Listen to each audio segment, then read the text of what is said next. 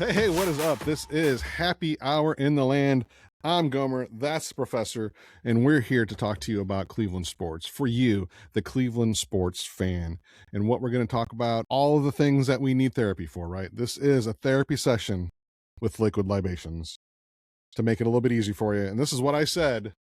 This is what I said when the Brown after the Browns game. Sweet baby Jesus. Good one, Gom. Not a sponsor, by the way. But we're here to talk about it. We're here to have the therapy session, right? That's right. And while Gom pours that, I'm doing my classic tequila with limeade and Sprite. Very, very crisp, very clear, especially living down here in Florida. Sweet baby Jesus is a nice chocolate peanut butter porter. I do like it very much. But what we're talking about today is we have many things to talk about. We're going to talk about the Browns, and we're going to talk about Shedeur Sanders. We're going to talk about Stefanski and the 2-point conversion. We're going to talk about that. We're going to talk about Ohio State. Do they deserve to be number 2 after the loss to Indiana this weekend? We're going to talk about the college football playoffs.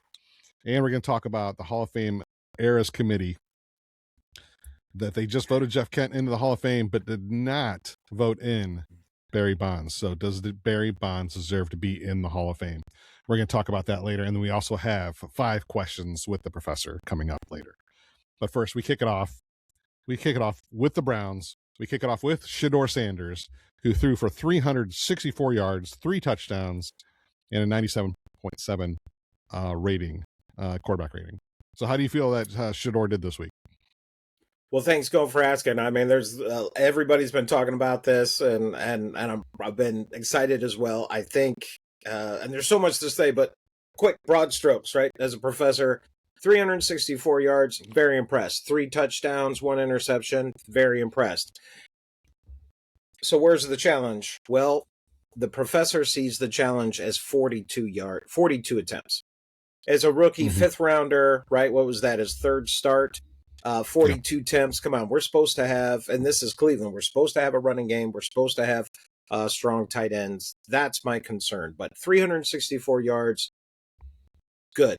3 touchdowns, 1 interception, good. Why? Why 42 attempts? Maybe it was needed. I mean, we were down for a little while, Gome, and we did come back almost all the way. So I think he had a lot of good. I think there's always concern, but overall impressive. He seems to be getting better. And as an educator, right, that's what we want to see. We want to see our students, we want to see our athletes like Shedeur grow. And I thought he had a great outing showing his growth. Yeah, he definitely did show some growth.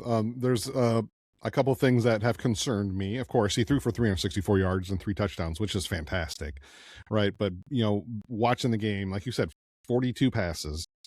And one of the big reasons, I shouldn't say a big reason, but one of the reasons, right, is he only completed 55%, which over half is always good, but I like to see a guy trend more towards the 60%. But I feel like he threw the ball away a lot. But a lot of it was because he held the ball too long, right? And that is, I think, the just the overall trend with him is holding the ball too long. So I think there was definitely growth. He definitely got a little bit better. He made some really good passes. I think there was like 3 passes over 50 yards that he threw. One of them was 60 yards to Jeff Judy. There we go.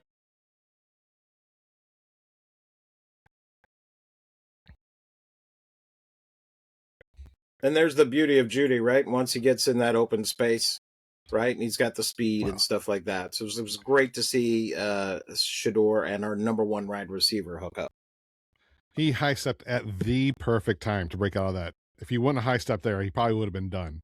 But that was, I think, a really great play.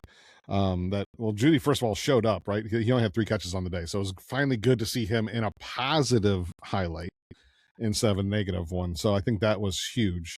But a lot of the big question is this is the question I've heard around about Shedeur is that he's a franchise quarterback. Like, he's proven himself now.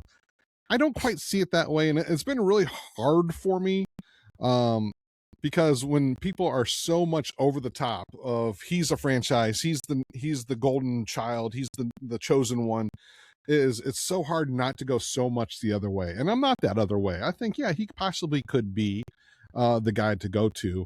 But there's just, again, he's holding the ball too long against a 1-10 team or 1-11, whatever. Yeah, he did great, but we also have to keep in mind that it was a bottom 10 defense that he was going against. And that, again, if he's playing the Bills and he's holding the ball too long, what's going to happen? You know, that's kind of my test is what I want to see is what happens when he plays like the Bills. Obviously, he may not have as good statistical number game, but I think that he can go out there and show some things to show like, hey, I am the franchise quarterback. And again, this just might be me kind of like pumping the brakes because we've been through 42 quarterbacks since 1999. So it might just be being, I don't want to get hurt again. You know, I don't want to get my heart stomped on again. Well, that's why we have this show for you and for all of our Browns fans, and named it after Liquid Libations, right? Absolutely, it's an emotional sport, especially when you're so die hard into it. And I get you on that holding back. Can I just remind people that we are in the 24-hour news cycle day now, and he's a 5th-round pick. Yeah. Peyton Manning had one of the worst rookie years of all time, right? And he was out there every game. Carson Palmer, right, longtime quarterback for Cincinnati Bengals, he sat for an entire year. Patrick Mahomes, right, sat for 16 games, only played in his last one. Here we go, 5th-round draft pick thrown into the midst of this offense, which I think we can admit is pretty much down towards the bottom end. And he's showing growth. I hate to beat that guy that beats the dead horse, but we've seen growth with him. So I understand the national average or the national talking heads want to talk about him. Sanders, quarterback, Cleveland. They want to crown him, as the savior. But come on, it's been 3 games. 3 games, right? Now they're starting to get some film on him. I'm optimistic, right? But mostly because, and I know our viewers have seen me talk about next year's draft as well. I would love for them not to draft a quarterback in the 1st round and use those 2 picks, right? Offensive line and a wide receiver, right? Protect Sanders if he is going to be the quarterback of the future. Yeah, exactly. I mean, he came out and he did a good job. And I just want to remind people, though, Charlie Fry had a 300-yard game, and he turned out to be just not our franchise quarterback. No, so, right? Local boy, right, who played at Akron, and we also had Brady Quinn, had a great first outing, right? I think 2 touchdowns, 0 interceptions. Colt McCoy, right? Well, I think a favorite of both of ours, right? Had a great first game. So again, right? Let's just Gome. I really think that's just 2025, and people are just trying to get clickbait and stuff like that. They're not real fans like you and I, who would be talking about this about Charlie Fry, right? We'd be hyping him up. We'd be analyzing the heck out of him.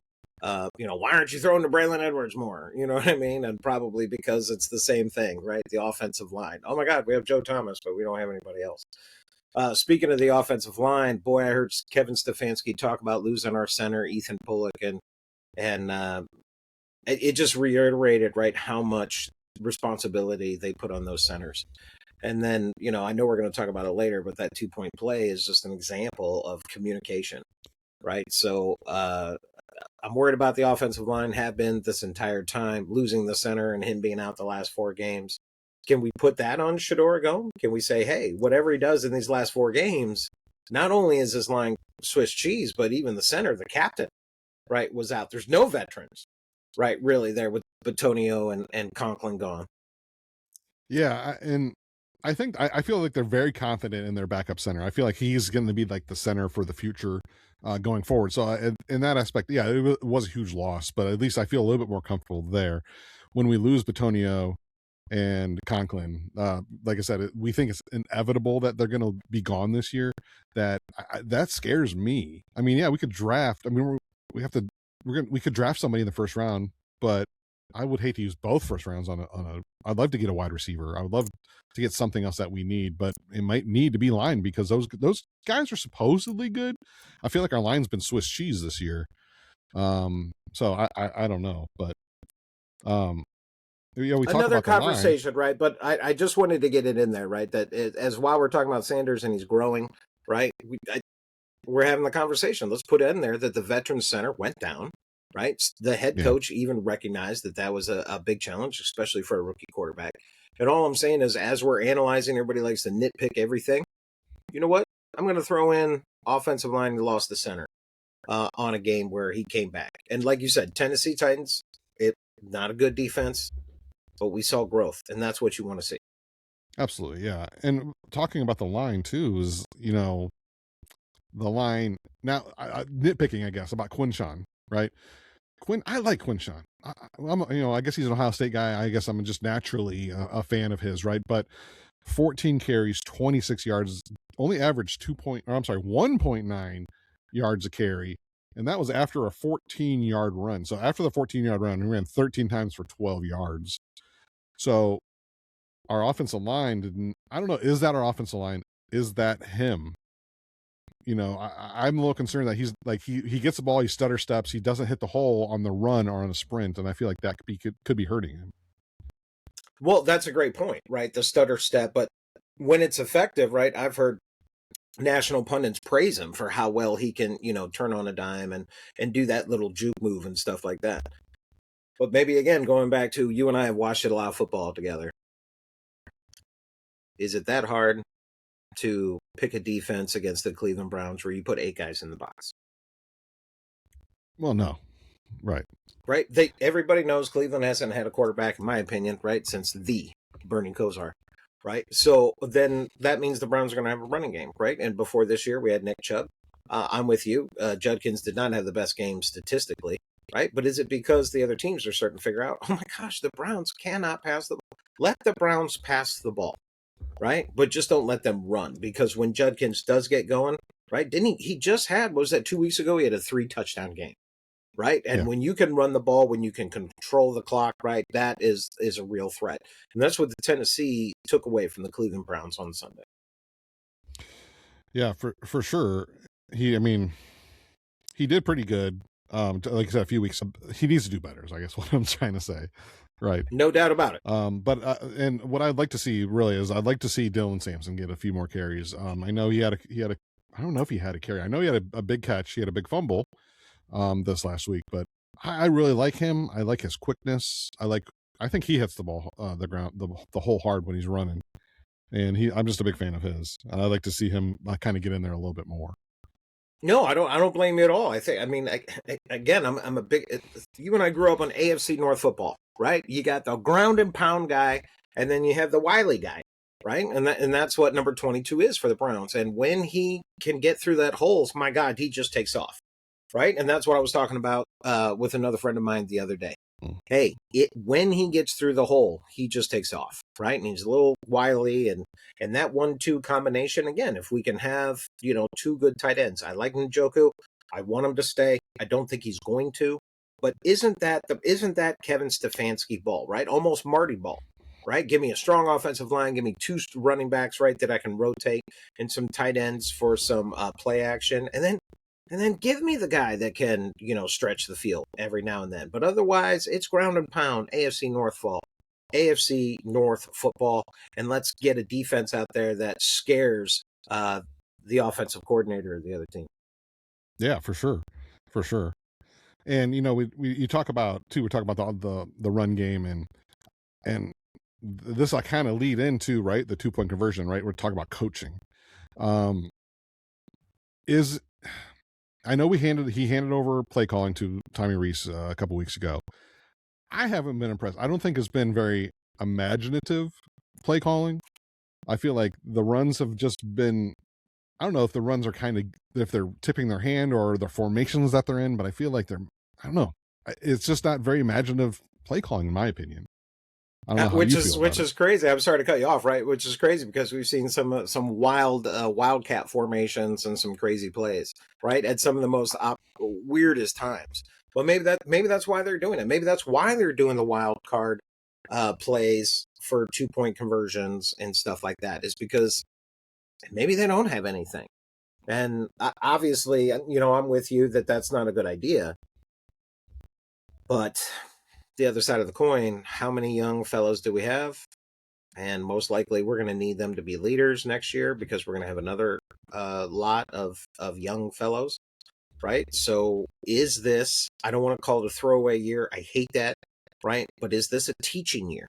Is this a teaching year, right? For those rookies, for the quarterback that's going to be, for everybody on the defense, be like, listen, we're trying out two different guys. We think we found one. Everybody do your job.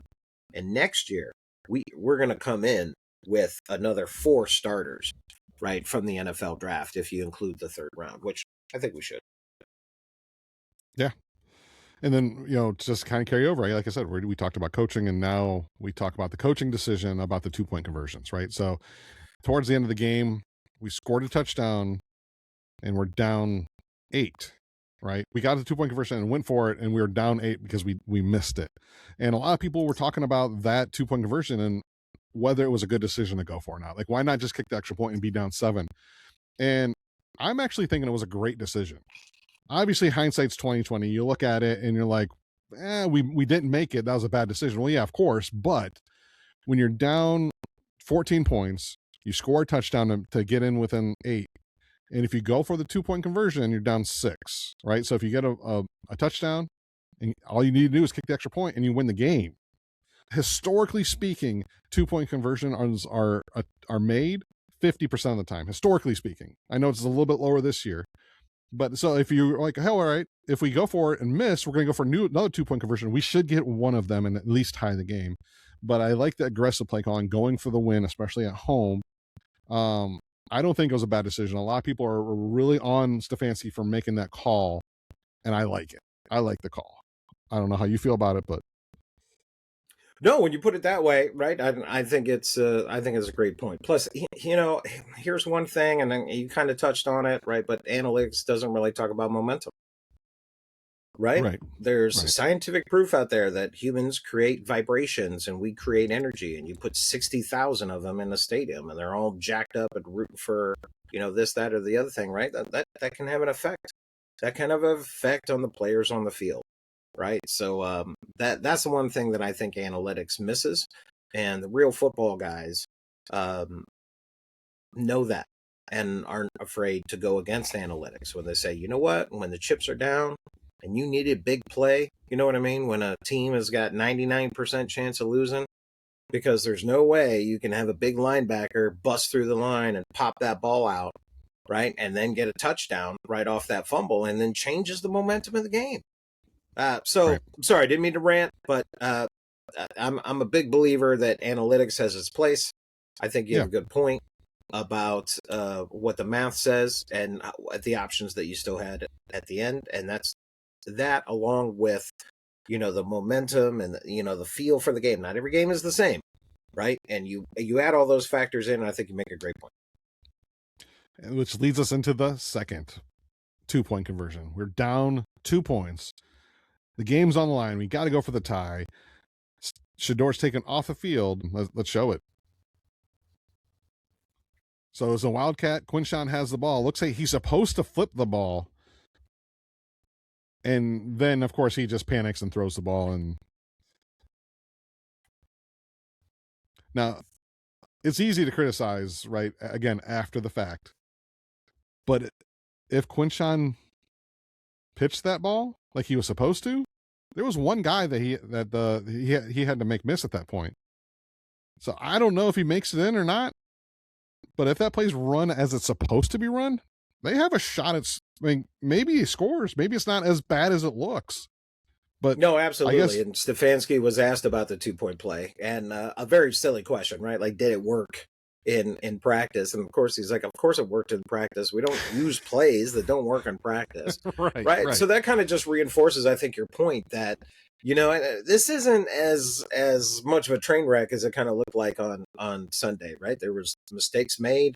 I think at this time they were onto their other center.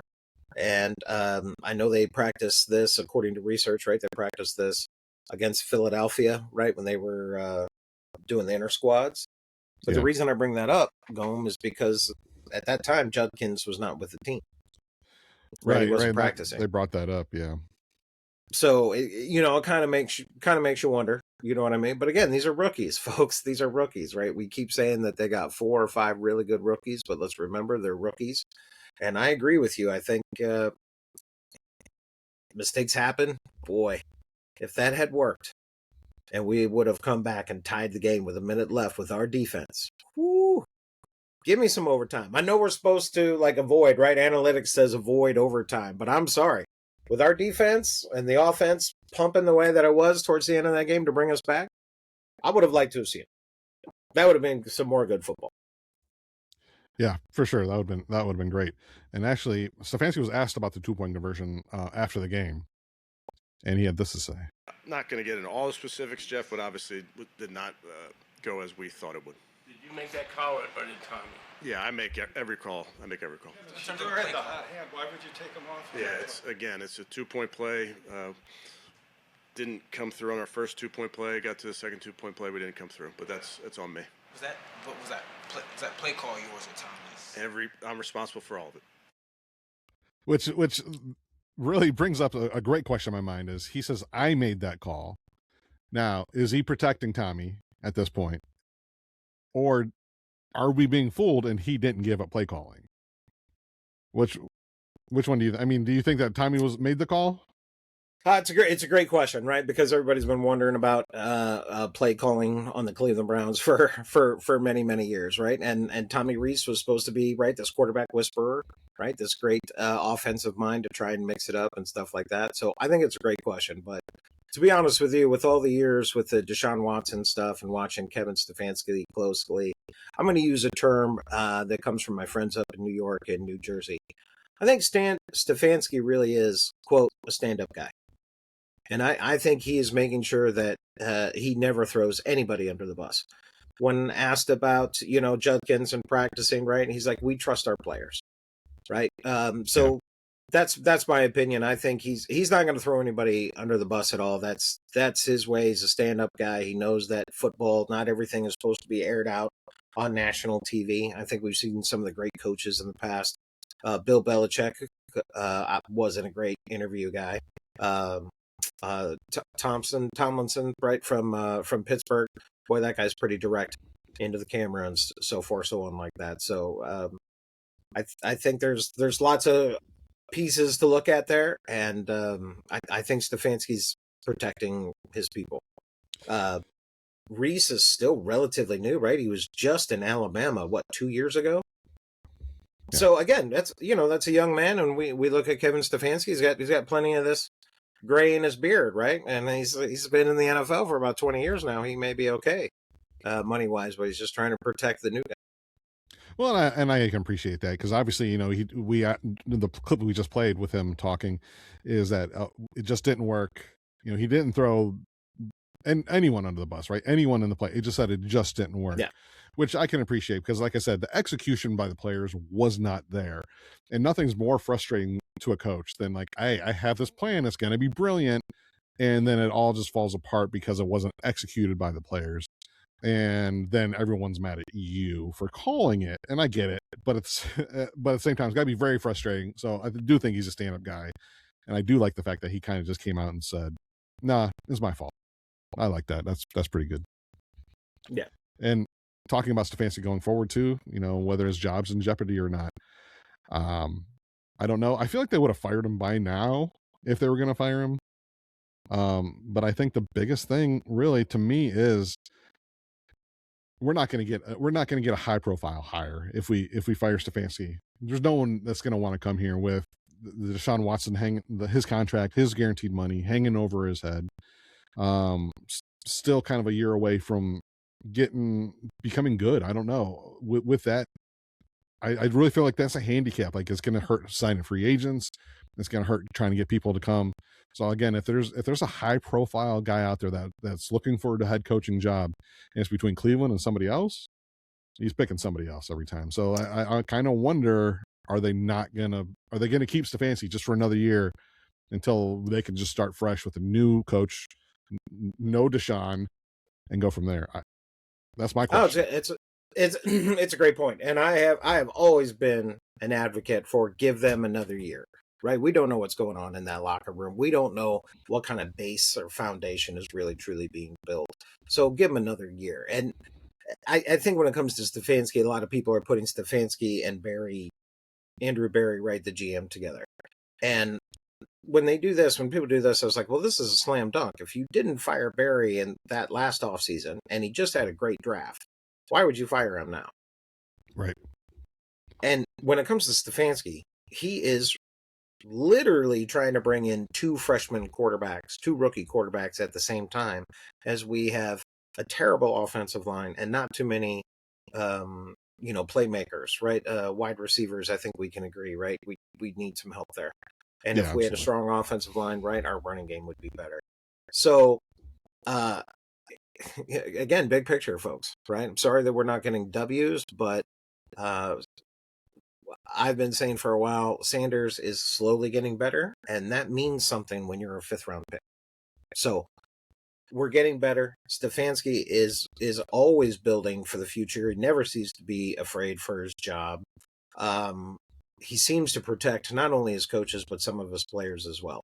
So as far as him being on the hot seat, I don't care what the national people are saying, right? He's building the foundation. If you have these 4 or 5 guys and you get another 4 or 5 guys next year, that's literally about 10 guys. You can only put 11 guys on the field at a time. So you're talking about half of your team being drafted in 2 years. I'd like to see the stats on that.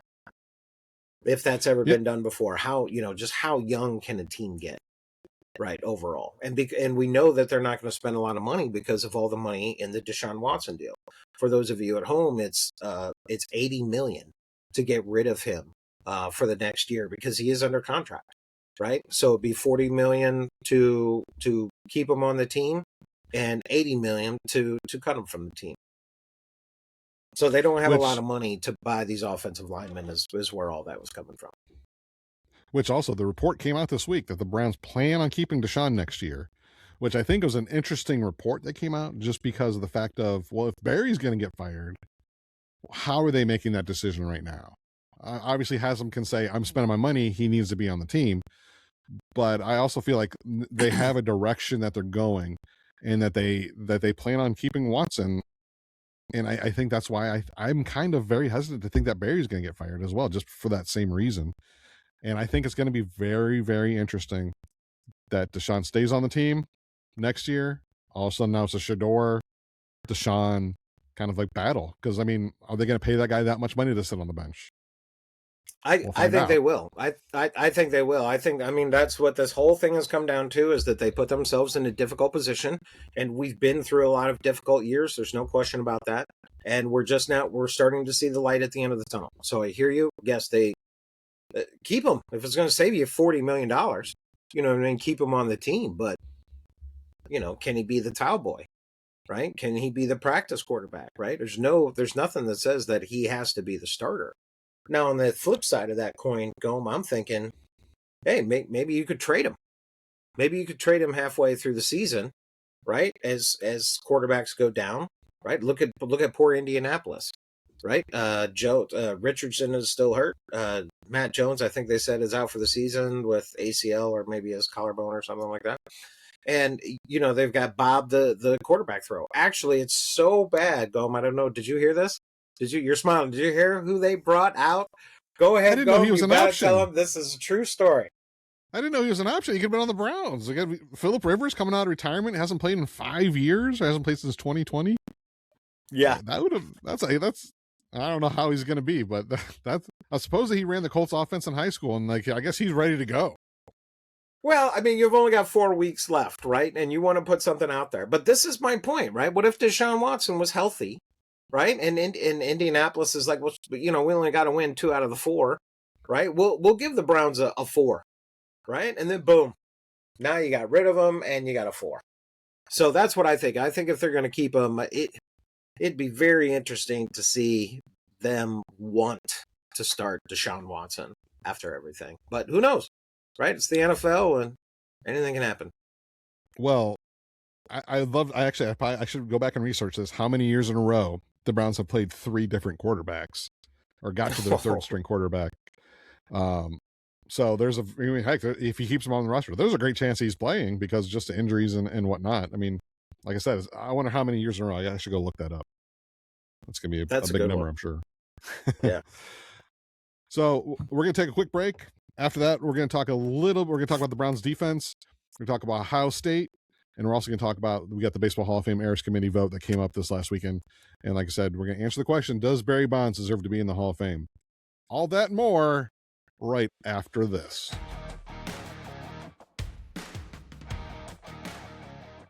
Welcome back to Happy Hour in the Land. I am Gomer. That's the professor. We just got done talking about Browns football offensively. Now we're going to talk a little bit about the defense before we jump into Ohio State. Like I said, just a little bit, we're going to talk about the Hall of Fame voting that came up this weekend. So first of all, again, we are here for you, the Cleveland sports fan. This is a therapy session with liquid libations. So welcome.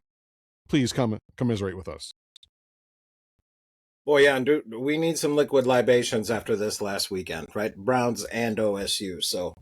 So thanks, Gomes, for making sure that we're getting in our vitamins here. That's right. We need it, especially this time when there's snow on the ground in Northeast Ohio, that we keep pushing forward and we use those drinks that make us warm. We're going to talk about the Browns defense first. We'll get back to Ohio State. I know. It's on the top of my turf, but right, we had Miles have another sack, and well, you know, there's some defense, there's some things to talk about, and some concerning things as well, I think. Yeah, for sure. Miles came out, had his 20th sack of the season, which was huge. You know, I was able to make it out to the game this week, and I remember just walking in, and a bunch of fans were just saying, "We're only here in case Miles breaks the sack record." Of course, I think the play calling by Tennessee really kept him from that, but he was able to get one, which was huge. It was great to see. It was great to see a game in the snow, by the way, because it's not the last one, I'm sure, but I'm sure it's one of the last snow games you'll see in Cleveland, because in just a few years we're going to go indoors into a dome where there will be no snow. So it was fun to see. I was happy to be a part of it. And speaking of, too, just the game in general, did you see who did the guitar smash before the game? J-O-K. Oh, no, I didn't see who did the guitar smash. Who did it? J-O-K. Jeremiah. Oh, no kidding. Oh. Yes. Yeah, so I was so happy to see him come out, and he got a good ovation, because I think all the fans were happy to see him. I'm still worried just about him. I'm hoping he's okay. And of course, I hope that he can play going forward, but there's been rumors out there that his career might be over, but that hasn't been announced yet. Hopefully he can go and push forward on that and come back. You know, I want to see him. But of course, talking about absolutely, it's great. It was great seeing him. You know what I mean? And boy, the dream case, right? Wouldn't that be if he came back? J-O-K and Schlesinger? Yeah. Woo! Yeah. Woo! That would be awesome. That'd be nice. But of course, again, just talking about the defense, you know, they had a good game. They kept Cam to 117 yards, but for some reason we couldn't stop the run. We are the number one passing defense, and we're about middle of the pack when it comes to the run. But how much did losing Malik Collins hurt on the run game? You know, well, you said it right. Our run defense is, I thought, with Mason Graham and Schlesinger, right? And I thought our run defense was supposed to be something special and something not to be afraid of. I mean, Tennessee had Derrick Henry for all those years, right? And here we don't see him, right? Yeah, Derrick Henry was on Tennessee, and a beast who's now with Baltimore, and just to see our defense kind of fold like that, I don't know, it was really disappointing. Maybe it's going to be an eye opener for him. Be like, hey, we got guys to stop the run. We gotta do that a little bit more next time. Maybe we're just too used to playing to the AFC North, where you got to deal with gunslingers in Pittsburgh and Cincinnati, and of course Lamar Jackson. Yeah, but it was rough. Tony Pollard had 161 yards, 2 touchdowns, including a 65-yard run. That was rough. That was just tough to watch. You know, that's something that I think that the Browns have been good on in the past, is stopping the run. For some reason, we couldn't stop it. And of course, you could say that was the turning point of the game, right? Because, I mean, no one's blaming. Well, I guess you can't really blame Shador. He threw 364 yards, and I guess he did really good. But he gets a lot of the blame because he was the quarterback and we lost. But at the same time, our defense gave up 161 yards to Tony Pollard on the ground. So our defense is usually the one that keeps us in the game, but that they hurt us this time. But again, a fumble by Sampson, and leaving them short field position, it didn't help anything. Well, what a surprise. If I'm hearing you correctly, Gom, you're saying that the Browns' biggest enemy was the Browns, right? That they hurt themselves. Yeah, absolutely. And playing against a one-win team, right? What a surprise. That's how we lose, right, to a one-win team, is that we help them out with penalties and fumbles and stuff like that. And it's unfortunate. It was part of the game. Injuries, I think, is how you started this portion out, right? Just talking about how is the Browns defense doing without Malik Collins, and that's just something that that comes with the turf. There's going to be injuries, and hopefully there's growth, right? I think the Browns are really depending on some of these guys to kind of grow into their parts and really solidify. So, maybe another reason why we got some gelling going on. Maybe next year, with Deshaun Watson clearly being on the team, it's not the time to fire Kevin Stefanski, to support your point, sir. Yeah, and then speaking of we just lost to a one-win team. I think we have, what did you say, 4 games left, right? So we have the Bears, the Bills, the Bengals, and the Steelers. Are those the 4? Yes, sir. Do you see a win in there anywhere? Do you see one more win, or are they all losses? Well, the games in Cincinnati, I think our viewers know, anybody that's watched Browns games, right? Cincinnati games, anything could happen. The teams know each other so well. It'll be I believe Cincinnati is the last game. Pittsburgh is the second to last game. Pittsburgh's in Cleveland. The game is in Cleveland, right? And again, these teams know each other. Is Aaron Rodgers going to make it all the way to the 15th game for the Steelers in December? Last time I saw him, right, he was on TV. Did you see him going with all the bloody nose and, that toughness and that grit that he was showing, which I love it, right? That's football. But can you make it? Can you make it all the way to, the second to last game, in knowing that you're going to be in Cleveland? Knowing Myles Garrett is hopefully already got the sack record, but what if he doesn't? What if Myles Garrett is 1 sack away and he does it at home in Cleveland against the Pittsburgh Steelers, sacking future Hall of Famer Aaron Rodgers? Now that's a cool story, and that's something to get excited about. Which is funny too, because didn't that happen to T.J. Watt? Wasn't it his last game against the Browns? And he was trying to get the sack record, and I think that he only got a half sack, or they didn't credit him with a sack or something in the last game. And I believe you're correct. I think the record is tied with Strahan and Watt at 22 and a half. And yes, it was a half sack, not a full sack. And of course that may have started the actual rivalry, the pseudo rivalry between Steelers Watt and Browns is Garrett. They were kind of competing for contract years and money and all that other kind of stuff. And right now, Myles Garrett is looking up at Watt as the co-leader for the sacks. But again, 4 games left. 4 games left, 2 of them against our own division. So again, we know them. That's all I'm trying to say, is we know our division players. And a win against Pittsburgh, of course, right, is always good, right? You can lose every game, I always say, except to Pittsburgh and Baltimore. But Cincinnati at the end, still in Ohio? Hey, man, anything could happen, right, with those wins. But what were you thinking? Are you thinking no more wins and that's it? We're stuck at 3? No, I don't know. The Bengals game is the one that I'm circling, right? I think the Steelers game, I think, is hit or miss. I think it's 50-50. But the one I was really watching was the Bengals, because 50-50 is a fair shot. But Burrow's that's a flip of the coin. I'm just saying. But Burrow's back now, so I was like, I don't even know, but it would be fun to see if Burrow gets hurt again. It'd be Flacco against the Browns. I think that would be fun as well. I didn't even think about that. Wow. Yeah, but also, so let's move into Ohio State, right? So now we can talk about Ohio State. They played Indiana over the weekend in the Big Ten championship game, and they lost on a last-second field goal that would have tied the game. And they lost to Indiana, lost the Big Ten championship. And there it is, the big hook to the left. Very, very rough. Very, very rough. Now, they did fall in the rankings, which was expected. They did fall to number 2, which people were not happy about. Because I think Alabama or Georgia, one of the SEC teams, lost to number 1, and they fell to number 6. And but the way I look at it is, you haven't proved you're better. You're worse than number 3. You know, if you're a 1 versus 2 team, one of those teams, it was a close game. Obviously, a last second field goal at the end. I don't see why they would drop farther. Right? There's nothing else that kind of happened, but I think because they did that, now it sets up the possible rematch for a championship game, because maybe they didn't want the rematch early in the playoffs, Indiana against Ohio State. Maybe they were trying to set that one out just in case it happens.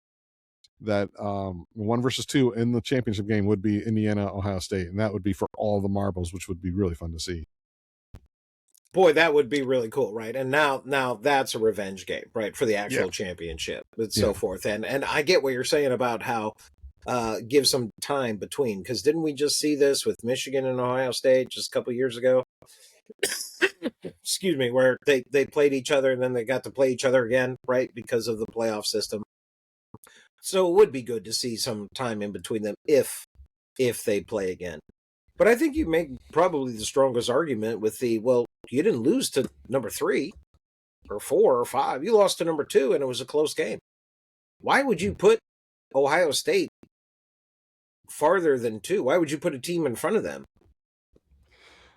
I've always that wanted hasn't to beat them or come close, right? So right. I know a lot of people have critics of the college football system, and boy, I'm one of them. But yeah, there are plenty to talk about. But this one, I that may just be some haters out there. People just don't like Ohio State for whatever reason. Oh, of course, they just don't want to see them. When you're on top, it's easy to hate the team that's on top. And that's fine. But like when we proved them wrong and prove them wrong in the end, that's all that matters. We're still good, and we're still gonna have fun. Hopefully they go pretty far in the playoffs. Of course, the first game is against the Texas A&M Miami winner in the Cotton Bowl. And the winner of that will probably go on to face Georgia, which I think that will be the toughest game in the whole shebang. Now we could play Indiana again. I wouldn't expect our offense to come out like that. I don't know if Hartline's foot was kind of halfway out the door, but our offense didn't quite look the same. I'm hoping not. I understand he's got a job to do with the University of South Florida, but at the same time, like, man, we need to finish the job here. And if your heart's somewhere else, we need someone committed to making our offense better. So I don't know. I'm hoping that's not the case. I'm hoping that we just had a bad game, and then maybe we'll take care of them the next time around. And in the playoffs, Notre Dame did get snubbed. They got left out of the cold, and they did lose to Miami. So I guess, but that was week 2. They've won 10 in a row. It's hard to keep Notre Dame out. I do think they kind of got the shaft this time around. I don't like the agreement going forward, where if they're in the top 12, they automatically get in. I don't like that. I mean, just join a conference already, and then you can get your automatic bid that way. And I think that's the way it should be. But they're on their own, and if they keep getting agreements like this, they have no reason to join a conference. But I think they should in the end. I think you hit the nail on the head right there. Right, I mean, I'm happy to talk to you about that first point, because I think you and I have disagreement there. But on this point here, you want to be in the college football playoffs, join a division. You don't see a team in the NFL just out there floating around. Right. We get it. There was tradition, right, where Notre Dame could do that, but that's your caveat. You're giving special conditions, right? And coming from the educational system, you're not supposed to do that. You're not supposed to give one student special privileges over another, right? Unless you get that special piece of paper from the guidance office. But going back to your point about Miami getting snubbed, Notre Dame getting snubbed because of the Miami game. I understand that was week 2, and I understand 10 games since that, and those are a solid argument. But as far as I'm concerned, as solid as that argument is, Miami beat Notre Dame. Yeah.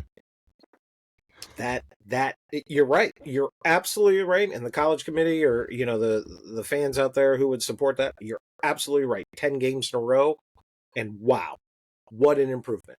But it's coming down between you and that team that beat you. I'm sorry. That's simple math for me. It's unfortunate. It's just the way the cookie crumbles, man. It makes sense. And really the biggest problem I have is not really not whether or not Miami is in. I think that, no team has ever made the college football playoff with 3 losses until this year. And the college football playoff committee is like, you know what? No team has ever made it, but oh my gosh, Alabama has 3 losses. You know what? Never mind. We're just going to put Alabama in. Alabama does not deserve to be there. They lost 3 times. Get them out of there. I think Notre Dame should have been taking their place. I think Notre Dame should have been in over Alabama. 3 losses doesn't get you there. I'm sorry, it doesn't. No, I think you're right, and it not exactly the easiest decision for the college football committee to make, but 3 losses, and is it Alabama? Right? Are we starting to see a little bit of this favoritism? You know what I mean? If it was Ole Miss, right, or some other team, not Alabama, right, or even Ohio State, right? Ohio State has been up there for a while. They get the ratings. You know what I mean? And if that's the issue, then that's unfortunate. But I will say what makes me feel better is, okay, Alabama, 3-loss team, right? If you deserve to be there, then win a game. I just flash forward to like 2 or 3 years from now, Ohio State has 3 losses, and then I'm going to be sitting there going like, come on, Ohio State deserves to be there. Oh, absolutely. You and I will be there. But look at the details, and it was week 2. You know what I mean? And can't penalize. It's why they got the playoff college playoff system in the first place, and I couldn't be happier. Right? We still get the bowls. I know they don't mean as much. I understand that, but I still love to see those bowl games. I still love to see that they created this game that, these 2 teams are supposed to give each other a good battle, especially after this past year, right? For all you Ohio State fans, right? What game was much of a challenge except for the last one where Ohio State ended up losing? Everything seemed to be blown away, even against that school up north. Yeah. So there's a reason to like bowl games. There's a reason to support the college football playoff system. Is it going to be perfect? No, of course not. But that gives us something to talk about, you and I, right? Before the playoff games come, which I'm looking forward to. It should be a lot of fun. Well, Notre Dame opted out, and they're not going to be playing in a bowl game, which that makes me kind of sad, right? They're going to take their money and go home. I know they're not in a conference; they probably don't need the money because they get so much of it anyways. But I feel bad for those. There's seniors on that team that are never going to play, well, at least meaningful snaps again, right? They might make a practice squad or whatnot, but there's seniors on there that will never play a football game again. You couldn't give them one more kind of spotlight in the sun where they're going to play a good team, get some swag bags, because, the sponsors are always giving out swag bags at college bowl games. So it makes me sad that they won't be able to play that in their senior year, and that they're done for football probably forever, at least meaningful snaps. Now that's a good point, Gome. And I don't want to dismiss this, but I got a question for you. Which came first? Them opting out of the bowl game, or them getting snubbed by the committee? The snub came first. Is that then? Yeah, that's being their a little protest. Passive aggressive. Yeah, that's their protest. But at the same time, like, I feel like you're taking away from those kids, like I said, that will never play again. And they're taking money away from the organization. I mean, I guess they're going to spend some money traveling to wherever they go, take the kids out of school, I guess. But, like I said, they're going to be treated like kings. Where I'm assuming that they're going to go to a warm weather bowl and be treated like kings for a week. And I just, take their ball and go home. I'm mad. I'm not going to do this anymore. And maybe that's enough to irritate the committee to do exactly what you and I were just talking about a minute ago, which is, hey, no conference, no playoff. Yeah, and I'm okay with that too. And also, I did want to talk about Texas too, being mad that Ohio State, that they scheduled the game against Ohio State, lost the town. Now they had 3 losses. Now they were saying that they shouldn't be penalized for the Ohio State game, being penalized for scheduling an off-season big foe like that. And I will say, you know what? Schedule those games, get your team on national television, play the big game. Now, I do remember after that game, a lot of people were saying, well, this doesn't look like a number 1 team. A lot of people were questioning them at that time, but then they lost to Florida. So, like, you don't lose to Florida, yeah, you're in. You lose to another tougher team, maybe you have 3 losses like Alabama, you have your chance. So I don't think it's Ohio State game. Keep scheduling those big games, get on primetime television, make the money. I just wanted to say that about Texas, that's all. No, and I think that's a great point. And I think that they're actually lining up the system to do exactly that, to be honest with you. So I Yeah. think there's a good future for college football as long as you can get over the money aspect that is now clearly an issue. Well, now I'm going to test the professor's knowledge. I got 5 questions. Oh, is it that time? I have 5 questions for the professor. I'm going to ask you 5 questions. No pressure. And test how smart the professor is with 5 questions with the professor. Let me get my spinach. All right. These 5 questions, you have to tell me which one came first. Which happened first. All right. Okay. You ready? I'm ready. All right. The first one is the tribe's first Silver Slugger Award or Joe Charbonneau's Rookie of the Year Award. Which came first? Boy, talk about a shot in the dark. How about the second one? Second one came first. Joe Charbonneau's Rookie of the Year. Shot in the dark. 1980, Joe Charbonneau won Rookie of the Year. And the tribe's first Silver Slugger Award came to Andre Thornton in 1984. So, ding, ding, mark correct. There you go, folks. C is always the answer. Number 2. Which one came first? Larry Doby elected into the Guardians Hall of Fame or Satchel Paige being inducted into the at the time, Indians Hall of Fame? Yeah, that's easy. The second one there. Tribe. Satchel Paige? Satchel Paige was elected in 1965. Larry Doby was elected in 1966. So ding, ding. Oh! And you are getting these close, sir. Very, very close, as you did last time. Number 3. What came first? When the Cavs were founded, their first year in the NBA, or the Browns' last championship season? Oh, the Browns, right? That was 48, and the Cavs weren't something until, what, 70-something? 48 would be the Indians, just to let you know. Oh, 64. 64 Yes. was the Browns then. Yes. And yeah, Cavs, I'm still going, was later than that. 1970 was the Cavs. So ding, ding, 3 for 3. Number 4. Do you remember the Cleveland Rockers? The WNBA Wasn't that the team. female NBA team? Yeah. Yes, the WNBA team. So which came first? The Rockers' first year or the Lumberjacks' last year? If you remember the Cleveland Lumberjacks hockey team. The hockey team. Yeah. Say the female basketball team was what, in late 90s? And the Lumberjacks, man. I don't know. I miss the Lumberjacks, so I'm going to vote for the Lumberjacks. Lumberjacks last year was 2001, and the Rockers' first year was 1997. Yeah. All right. All right, so all 3 right. for 4. All right. 3 for 4. All right, the last one, number 5. Which came first? Bertman's stadium mustard invention or the invention of the electric traffic light, which was invented in Cleveland? The electric traffic light invented in Cleveland, or what was it? The Bertman's stadium mustard. I love that mustard, and I'm going to go with the mustard came first before the traffic light.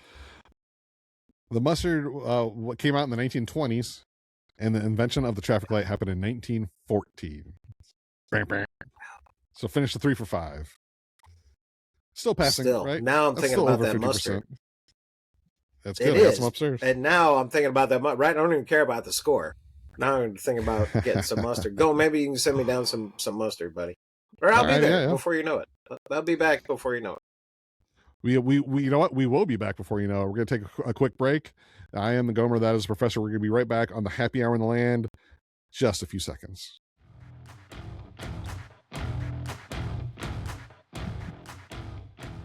Hey, welcome back to Happy Hour in the Land. I am Gomer. That's the Professor. Thank you for joining us and coming back and hearing us out. We have our liquid libations. This is a therapy session for all Cleveland sports fans out there. So, cheers.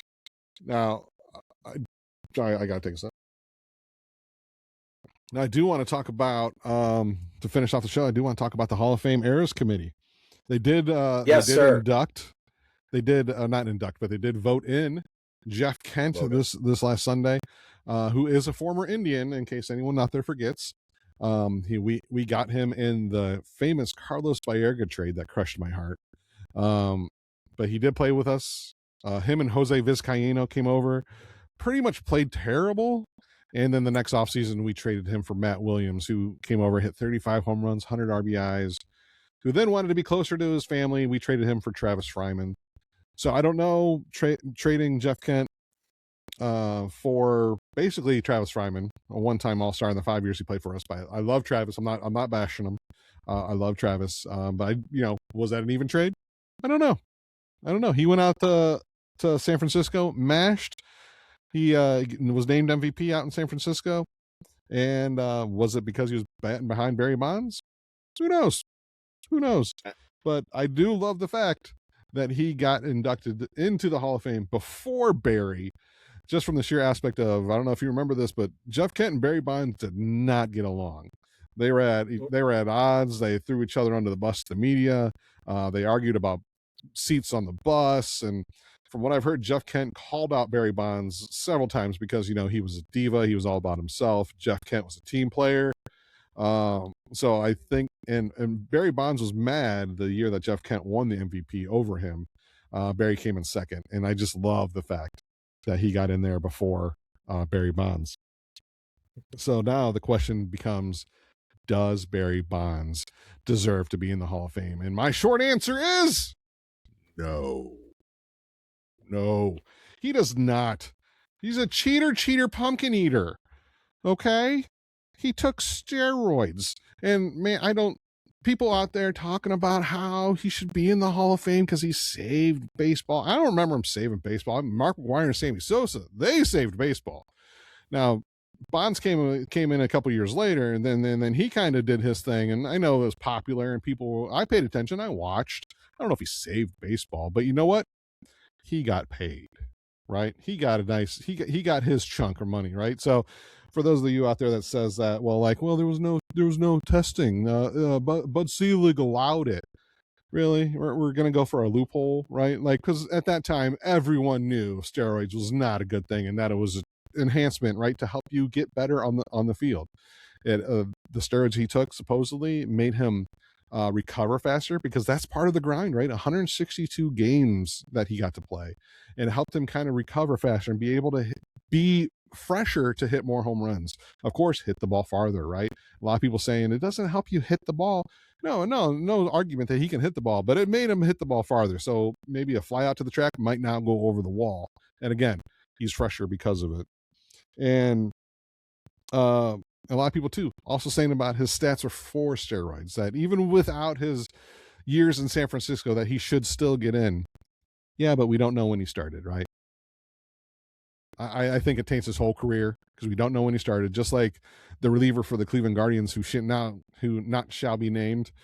We don't know when he started betting on baseball. Well, we don't know when this guy started taking it. So no, I do not think Barry Bonds should get in. He won't get in for another at least 6 years. I do think he'll get in at some point because I think at some point the players get to vote. And I think they will vote him in. But I don't think he should be allowed. I think it's a detriment to baseball.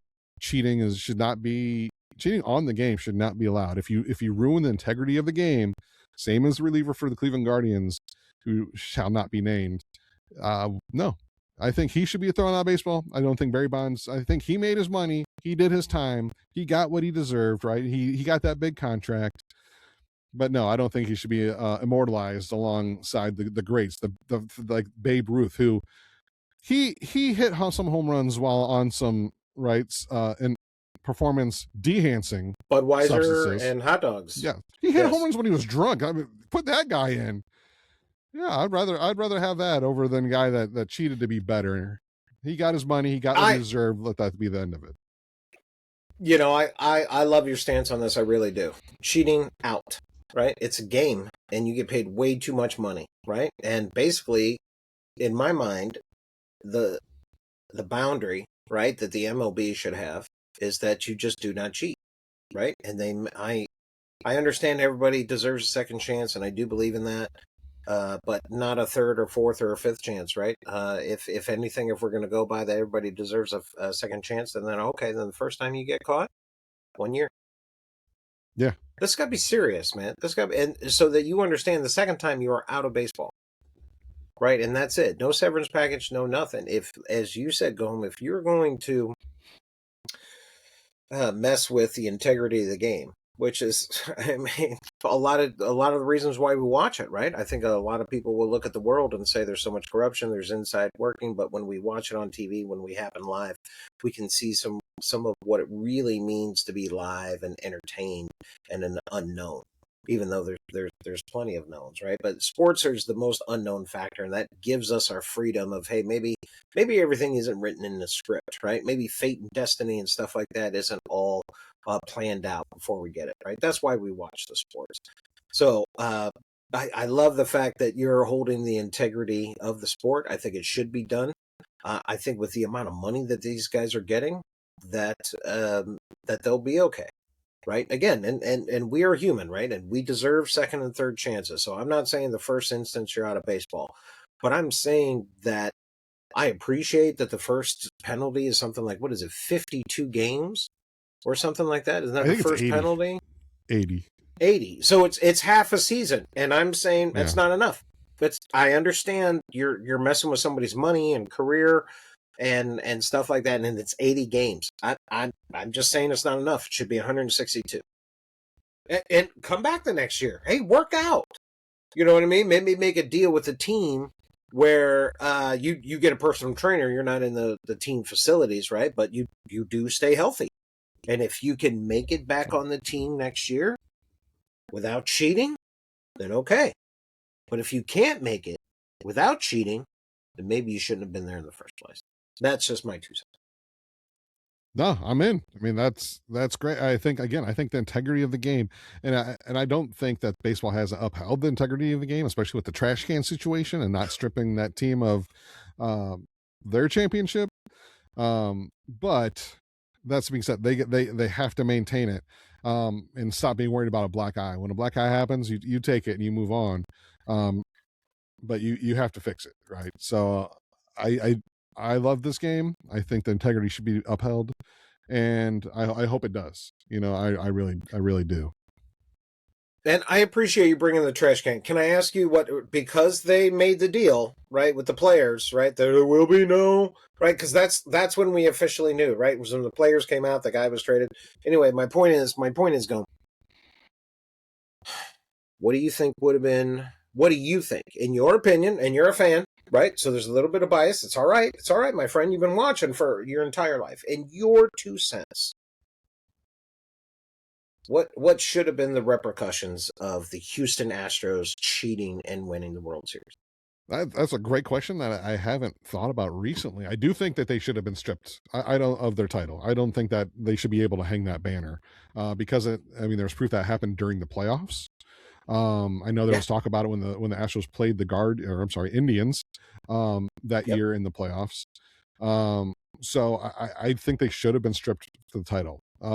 As far as it comes down to player repercussions, individual player, I'm kind of well. Okay, what about the organization? Because the players would be tough, right? And I appreciate you saying, and I'm sorry to cut you off. I appreciate you saying the record should absolutely, at the bare minimum, just you're not on the trophy, right? There's a blank year, you just skip it. You know, like on the elevators, right? From 12 to floor 14, you just skip it, right? On the records, and you're not allowed to hang like we do in '94, right? Yeah. So you're not allowed to hang the banner. You skip that. But what about the organization? And again, we're talking about organization. These things are worth almost a billion or $1 trillion now. So don't give me a $10,000 fine, is what I'm saying. Well, right, a few million, and I think they were stripped of at least one first round draft pick. I think. Definitely some draft picks. You're right. Oh, yeah. Should it be as bad as SMU in the 80s? Should it be what was it? The death, the bullet. Yeah, they got the death penalty. Death bullet. They had to shut down their program. Which I don't think you could have done that. But I think that they should have been. I think they were heavily fined, and their draft picks were taken. But like I said, I think the thing I've been kind of thinking about is that they shouldn't have had the World Series. They shouldn't have the World Series banner that year. That's all I'm saying. No. That's my biggest. No, you're right. You're right, and they have it right now. They have it. Yeah, and every record record players book, not getting anything, just because that's how they found out the truth. They were given immunity. Okay, so give at least it's a difficult situation, but at least give the players a little bit of the pass. But let's definitely make a mark that says it wasn't cool. Right. Yeah, absolutely. They had some sort of World Series giveaway, like a trophy or something, like the next year, and I think it was the year the Dodgers came into town, and I think that was horrible. I don't think they should have been allowed to do that, but what do I know? I'm just a guy from Cleveland. Well, that'll do it for me. Do you have any final thoughts, Professor? Well, I just want to say that it's, but asking the taxpayers to pay, $1 billion for a stadium that so many people will never be into it. And I know in Northeast Ohio, it sounds like I'm talking about the Browns Stadium, but we're talking about baseball. These tickets do not have to be this much money, right? For baseball or football. And I want to go to keep going to these games. Gomer, you and I have been to several games together. I have an absolute blast, but these prices, man, I just it doesn't have to be this way. You know what I mean? And I can have just as much fun hanging out with you, at a sports bar with a bunch of local people, all rooting for the game and stuff like that. And I hope that more people are able to watch the games and go to the games and so forth, so on like that. But owners, you've got to put on the reality button here. You know what I mean? Or make those bleacher seats at least next to nothing what they were when we were kids. Gome, I think I remember bleacher seats being as low as like $4, right? And with today's inflation, hey, make it $10, right? Give me $10 to go to a bleacher seat. I'm going. Yeah, that's my 2 cents. Anyway. Well, and that's what I mean. Talk about baseball, the basketballs, the Cavs games. Like the only affordable seats they have are in the upper corners of the stadium or the arena, I should say. And it's so fun watching the game there. I hate it. So if you want to watch a game from any good angle, even high or low, you're be paying up the wahoo for it. See how I did there? And I understand, but there's so many other components to having such an enjoyable sports day, right? I mean, there's food, there's company, there's, as much as I love watching the sports, give me the multi-screen. Give me the multi-screen where if my game's on a commercial, right, I can watch some other games and keep it going. So, lots of great sports. What's that? The team that I go out and I watch now, Akron Rubber Ducks. The Rubber Ducks. Affordable family fun. Right? Yes, and you've even told me about parking, right? So yes, for those of you out there who've never seen a Rubber Ducks game, I couldn't agree more, but I definitely will kick it over to Gome. They will tell you a lot more about it, but even I know. Folks, go see a Rubber Ducks game. Yeah, parking's $10 at probably the most. And I don't know if you heard the breaking news today, they are actually sold, which I just want to say I'm very sad. I love the owner, Ken Babby. I think he's a great guy. He's been out there on the Saturday nights, thanking the fans every Saturday night that I went. Has he really? Yeah. Wow. He was always down with the fans, talking with the fans, and I'm sad he's leaving. But you know what? He's part owner of the Tampa Bay Rays now, and so hopefully he'll go on and make Tampa as good as Akron as he did with Akron. So I just want to say salute, thank you, Mr. Babby, and good luck. Yeah, that's all I want to say. Keep the Rays in St. Petersburg. Keep the Rays in St. Petersburg, sir. That's my 2 cents. Well, again, that'll do it for me. My name's Gomer. That's the Professor. We have one final toast for you. So thank you for everyone for joining us today. And in honor of my good friend Jim Cheneau, good night, Rocky Calavito, wherever you are. See ya. Hey.